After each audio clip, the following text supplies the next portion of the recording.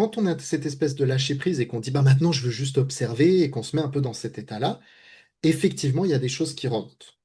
Donc, on a remarqué au fur et à mesure du temps que pour les personnes qui ont des traumas, c'était souvent une méditation qui était perçue comme presque négative, Hmm. parce que des souvenirs non désirés arrivaient très vite.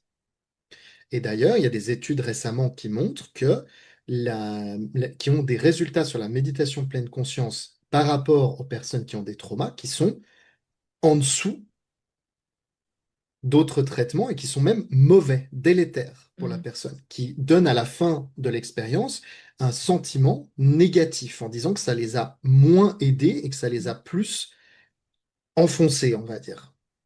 Parce que ce type de méditation fait ça. Par contre, d'autres méditations où on va être plus dans une focalisation, par exemple sur un point donné, ont moins ce problème-là.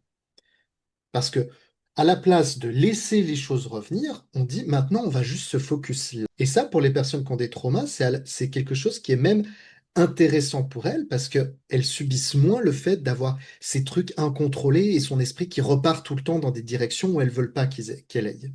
Elles apprennent à avoir une maîtrise de leur esprit, en fait, de là où ils regardent.